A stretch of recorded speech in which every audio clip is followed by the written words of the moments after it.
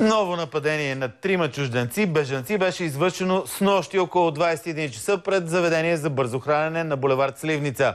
Преди да започнем разговора в студиото, нека да видим видеото с тази история. По информация на МВР, сигнал за извършено престъпление е получен при тях снощи около 21 часа. По първоначални данни, 3 чужденци са 2 сирийци и 1 ливанец, които са с постоянен статут за пребиваване в страната. Те са нападнати от 7 непознати пред заведението за бързо хранене на булевард Сливница. След възникнал скандал и нанесен побой са им откраднати пари и документи. По данни на МВР са предприяти действия по издирването на извършителите на престъплението. Предварително в медиите излезе информация, че единият от чужденците е с счупен нос, другият с прорезни рани на главата, а третият е избягал. Били са нападнати и прибити от голяма група мъже, въоръжени с ножове, колани и метални боксове. В сутрешния блок на Нова телевизия "Здравей, България", началникът на Военна-медицинска академия, където са приети чужденците, генерал-майор Стоян Тонев, заяви, че излязлата информация за средствата, които са използвали нападателите, е преувеличена. Тя е малко преувеличено, просто са бити непрофесионално от скинари. В предаването генерал Тонев потвърди информацията на МВР, че снощи при тях са приети 3 чужденци, като 2 от тях вече са изписани. Има 3 в момента. При вас са? Да, ние сме ги приели, обработили и за тях няма опасност. 2 вече сме ги излекували. Така, сега Даниел Петканов е заедно с тези 3 господа, обаче има технически проблем и поради тази причина не може да се включи в момента в предаването. При мен са Любен Бубев, който е част от патрулите на така наречения господин Расата, или както ги наричат, нямам точно граждански патрули. Така, и господин Нидал Хлаев. Нека да видим кои са те, преди да започнем коментара по темата. Нидал Хлаев е сирийски журналист и режисьор. Живее в България от 20 години и женен е за българка. Пише статии във вестник "Труд и Стандарт", режисьора на документален филм, в който се разказва историята на бежанския лагер на турско-сирийската граница. Любен Бубев е на 39 години, женен е, има 1 дете. Завършва приложни изкуства в Средно художествено училище по приложни изкуства. В момента работи като технолог в печатница. Член е на Съюза на българите "Национално единство" от учредяването му и споделя напълно идеите на организацията. Участник е в гражданските патрули от тяхното създаване. Първо разбрах, че вече е отстранена техническата пречка за това да видим Даниел и неговите 3 събеседници. Дани?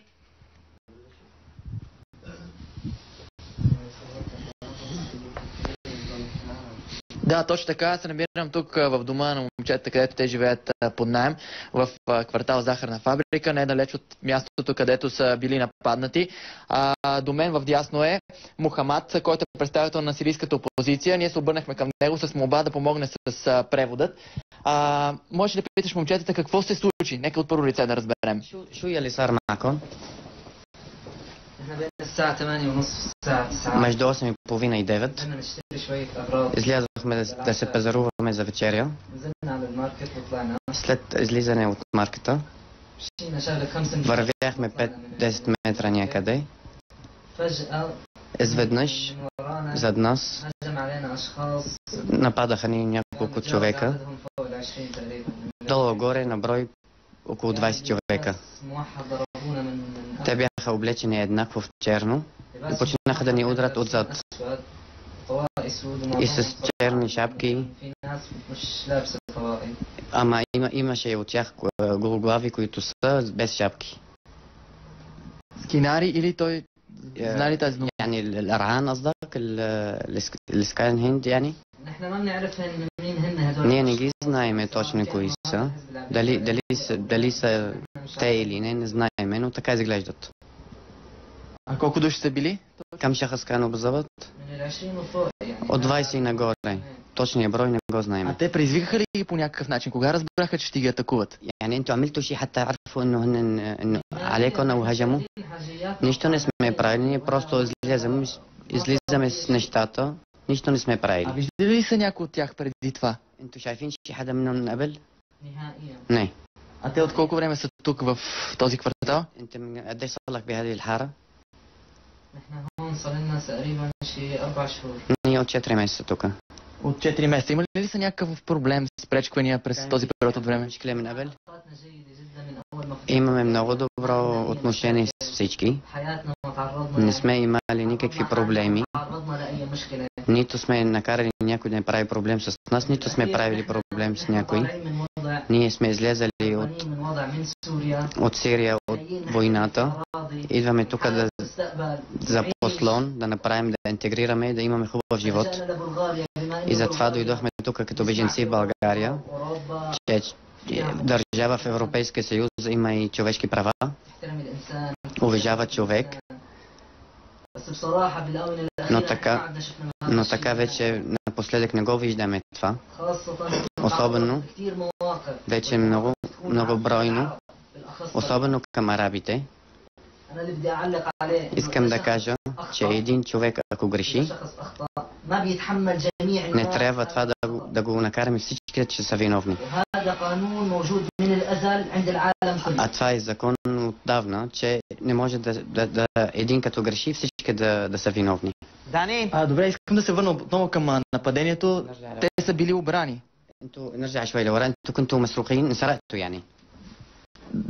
Да, слушам те, Милене. Точно това е идеално, точно в тази посока. След като вече нападаха ни, вече сме на земята, тогава ни го рабеха. Те с чанти, нали, които се насят на рамене, те са ги взели, след като ни биха. Колко пари взеха, някакви ценности?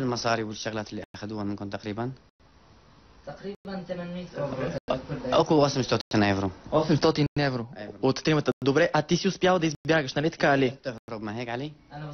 Да, точно така. Как успя да се спасиш?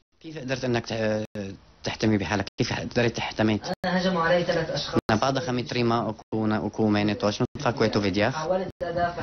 Пробвах, нали, да се оттървам и да гледам приятелите. Обаче, които бяха нападали другите ми приятели, бяха повече отколкото около мене.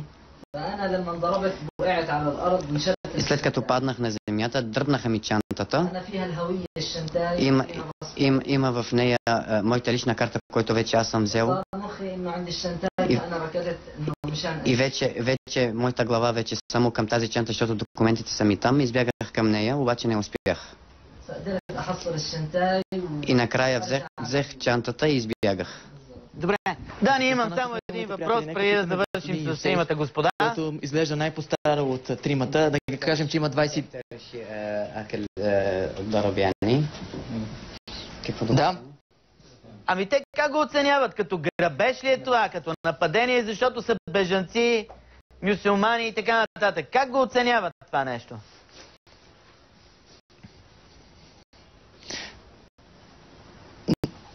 Да, последно, как оценявате самото нападение? По-скоро като грабеж или по-скоро като нападение заради техния происход?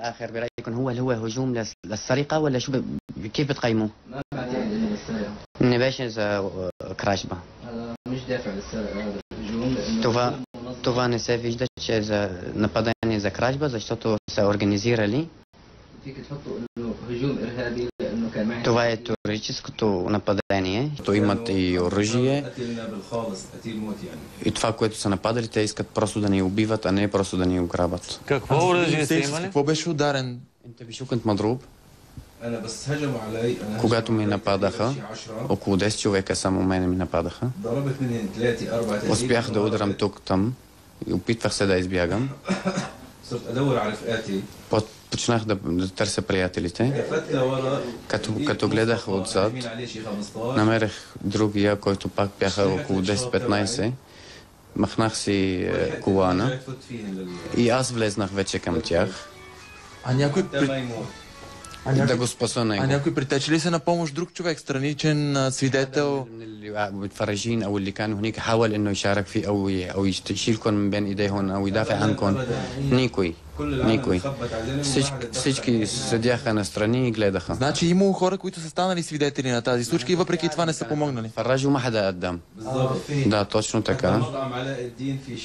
Даже заведението, което отсреща, един опитвал се да избяга и влезнат, опитвайки се да влиза там, обаче не са го пуснали. Искаш да кажеш, че докато са били, едно от момчетата успяло да се отскубне, опитвало се да влезне в това заведение и в заведението не са го допуснали. Да. така казват. Това, което искам да кажа, че тези случаи вече не за първи път и те вече са прекалено много.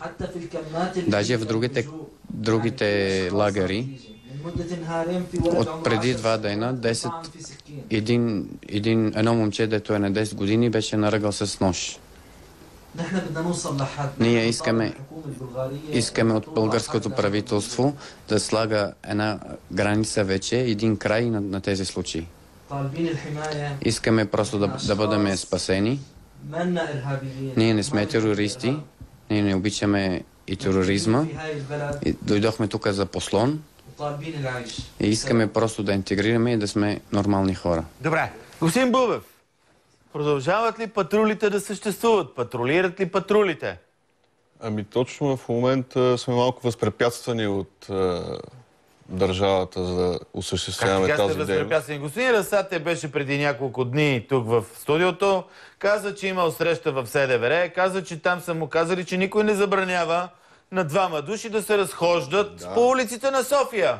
Така че не разбирам какво ви затруднява. Няма и законово основание, на което да бъдем забранени, но по някакъв начин, чисто технически, се използват, примерно, спират ни полицаи, проверка на документи по 40-50 минути, което естествено ние няма как да патрулираме по улиците на София. Седиме докато свърши тази проверка. И има явно някаква разпоредба, която дава нареждане на тия полицаи да ни задържат максимално дълго време, за да ни обезкуражат да продължим да действаме по този начин. Да, защото ето, нали, в такава ситуация патрулите къде са, се пита човек. Какво става? Патрулите не могат да обхванат цяла София. Този инцидент, доколкото разбираме, някъде така към захарна фабрика, патрулите са в центъра, самия център на... Какво правите в центъра? Ами самия център на София... има достатъчно хора да охраняват и Министерски съвет, и президентството, има даже такива За съжаление, на 1 километър от президентството и Министерски съвет ние сме свидетели на една доста сериозна маса от неидентифицирани емигранти, които се разхождат съвсем свободно и това е в центъра на София. Затова ние сме в центъра на София, защото не смятаме, че е редно това нещо да се случва. В смисъл, в центъра на София не, но по крайнините могат да умират и да бият или да правят каквото си искат, колкото си искат. Така ли, господин Хлаев? Всеки ден десетки изнеселвачи, педофили, пласьори. Десетки. Само дайте кои са тия десетки? Аз мога по улиците на българските градове и педофили, изнеселвачи, пласьори, наркомани се разхождат по тези улици или около училищата. По-добре патрулите там да бъдат, нали, да обикалят около тези училища, за да защитават учениците. Според мен самите бежанци не представляват кой го знае каква, нали, заплаха или опасност. Първо. Второ, този инцидент според мен даже не е грабеж. Това би било флирт или любовна игра между двете групи с ножове и синджири. Това е цинично, ако някой го описва като грабеж. Самите казаха, че това е на етническа омраза. Защо? Чакайте малко. Защо да е цинично? Защо да е цинично? Изгладнели, примерно, хлапета яки здрави, които виждат 3 души, които най-вероятно имат си колко в случая, както се оказва, 800 евро в тях. Идеално ще им дойдат и 800 евро. Според вас нормално ли е 20 младежи с ножове, синджири, да се разхождат? 7 човека. 5 човека. Да се разхождат в центъра на София с ножове и синджири. Центъра на София не е центъра на София. Господин Бубев каза, че не е центъра на София. Защото ако било центъра на София, патрулите се щели да го хванат. Там могат да разхождат в захарна фабрика свободно с ножове и синджири. Не, разбира се, че не. Това го казва, че те са излезли с определена цел. Тези младежи са излезли с определена цел. Щом те веднага ги познаха, че са бежанци. Той им личи. Нали така? Те не са руси с зелени очи и веднага им личи и те ги нападнаха. Ние си имаме и българчета доста така тъмни. Има пострадали роми, защото ги смятали за бежанци. Това е опасното. Затова МВР да ни се правят на ударени, да си затварят очите за тези подобни инциденти. Малко да се внесе яснота, защото така някакси, нали, звучи много страшно, бежанците ги нападат и такова. Но да, в случая бежанците, пък по принцип, нали, независимо дали са араби, дали не са араби и така, те са по-беззащитни. Първото, което е, винаги чужденеца е като в небрано лозе, когато е в чужда държава. Нали така? Второто, което е, винаги може да се предполага, че той ще има повече пари от някой чичо, примерно, който живее в захарна фабрика и получава 170 лева пенсия. И ето ти тук предпоставки за извършване на един грабеж, който пък може да бъде маскиран като нещо, както ето отиваме да нападаме бежанците, защото са бежанци, а всъщност искаме да лапнем 800 евро. Това и не е вярно, защото те едва ли предварително знаят, че тези бежанци имат пари. Има смисъл, хората предполагат, че бежанците нямат пари, търсят тук закрила, търсят помощ, те са избягали от война, те не знаят, тези нападатели не знаят, че бежанците носят пари. Те ги нападали отзад. В резултат на ограбенето те им взеха парите. Смисъл... Добре, какво е? Да, ни слушам.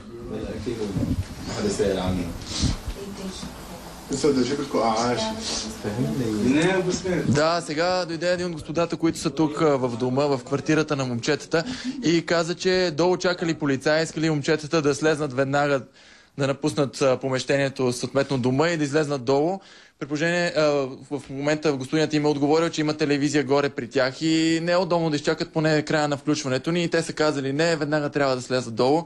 За сега още нямам обяснение, освен да се опитам да слеза долу да разбера защо полицаите искат тази мярка да се случи веднага.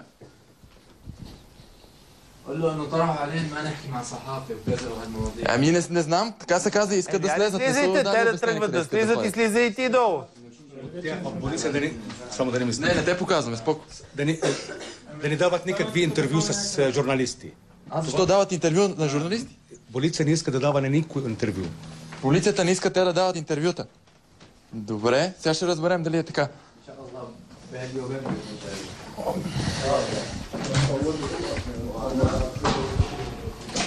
Според вас, ако беше обикновен грабеж, щеше полиция да ги забрани да дават интервюта?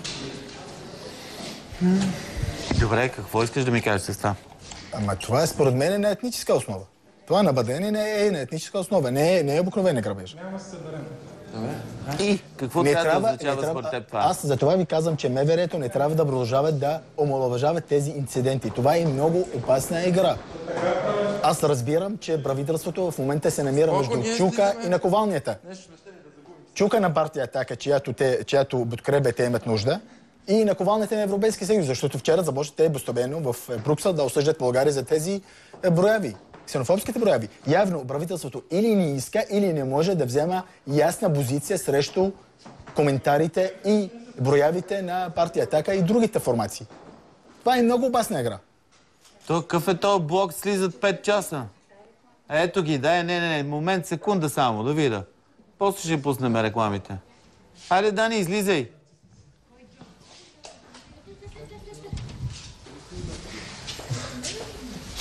Ми не можем, тук се е заключило в хода. Здравейте. Айде излизай, Дани, айде излизай.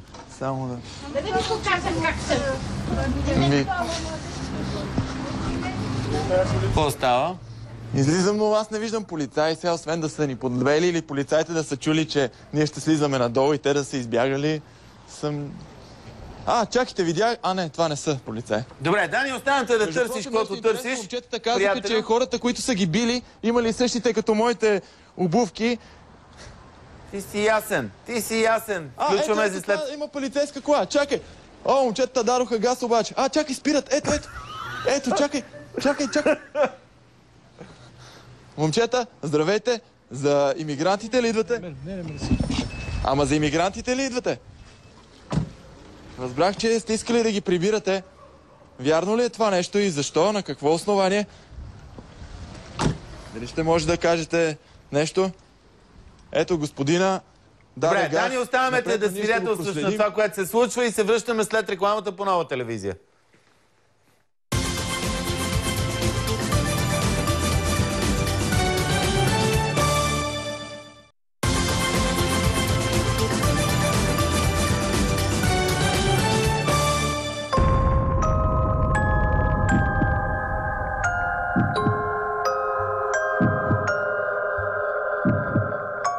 Така, Даниел Петканов се намира при тримата чужденци, които бяха нападнати снощи в 21 часа, където изненадващо се появи полиция и каза, че чужденците не трябва да дават интервюта, че не може да се снима. Даниел му казаха да не се качва горе, но той все пак успя да се качи, след като го помолихме.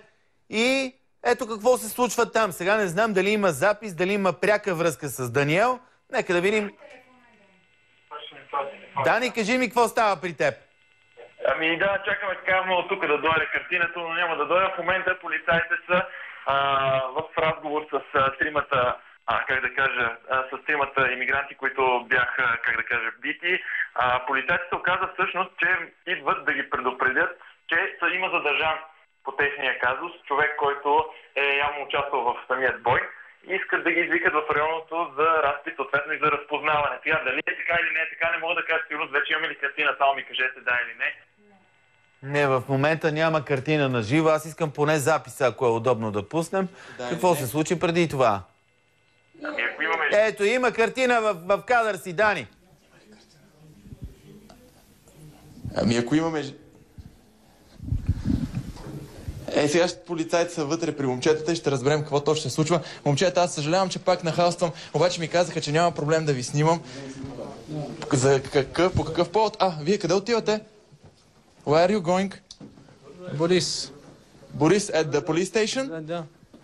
Отиват към полицейското управление. Защо отиват към полицейското управление? Значи има съмнение за един човек, който е участвал в побоя. Да го разпознават дали е той или не. И ги викат тримата за разпознаване? Да.